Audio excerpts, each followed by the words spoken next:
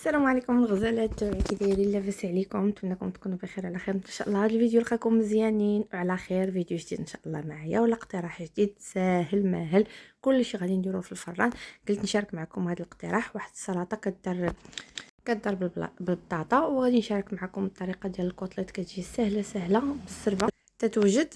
المهم ما تبقيش واقفه في الكوزينه دغيا، وبطبيعه الحال كتجي رائعه وتيجي الكوتليت بواحد بديك الطريقه تيجي غزال، ما نقولكش تيجي فتي وشهوه منه.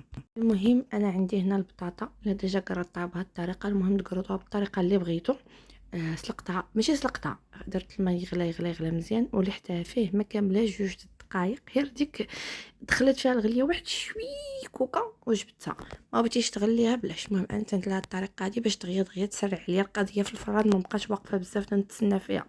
المهم كيف ما المهم درت خوية الزيت، الفلفله حمراء، الملحه، البصل، اعشاب مسمى، المهم اللي بغيتو النسمه اللي كتعجبكم، شويه الثومه بودر، شويه ديال هذا لا شابلور، داك الخبز، الخبز المحمص اللي بعرفتش يقولوا ليه. المهم هذاك اللي كنقليو به حتى هو واحد شويه صافي. وغادي ندوز نخلط كلشي مزيان حتى ينسجموا مع بعضياتهم، وتطلق ديك الفلفله حمراء في اللون ديالها وتعطي داك اللون الحميمر ديالها فيها.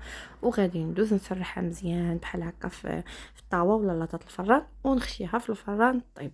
كمل الطياب ديالها في الفران. شوفوا راه البطاطا ما طيباش، راه غير قلت لكم تقولوا بحال خشيتها في الماء سهطها واحد شويه وجبدتها. هادشي اللي درت هنايا. صافي هي خلطتها مزيان.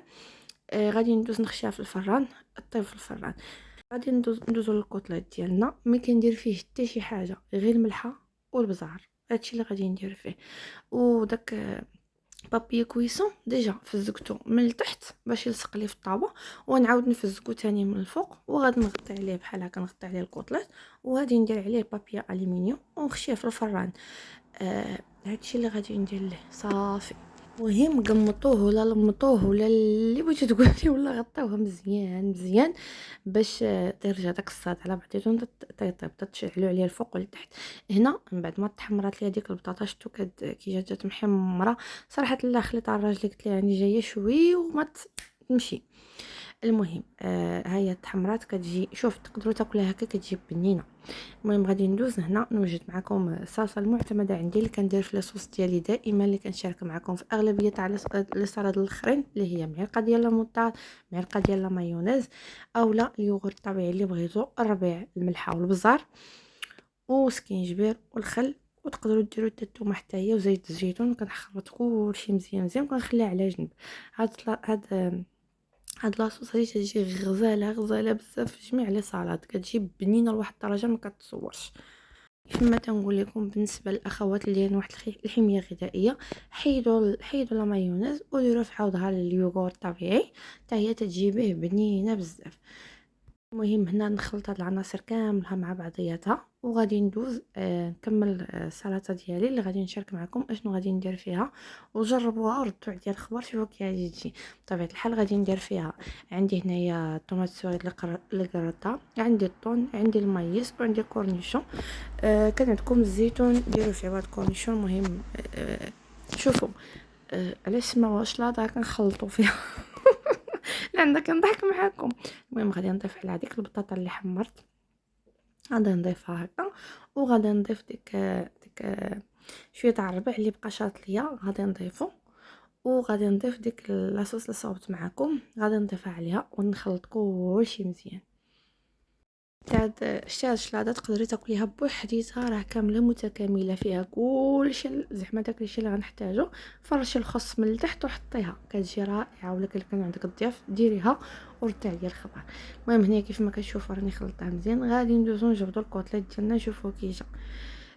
غادي نحلو معكم، نحلو قدامكم وتشوفوا. المهم هنايا خرجته ديجا، طلعت عليه واحد شويه باش نشوف واش طاب ولا لا.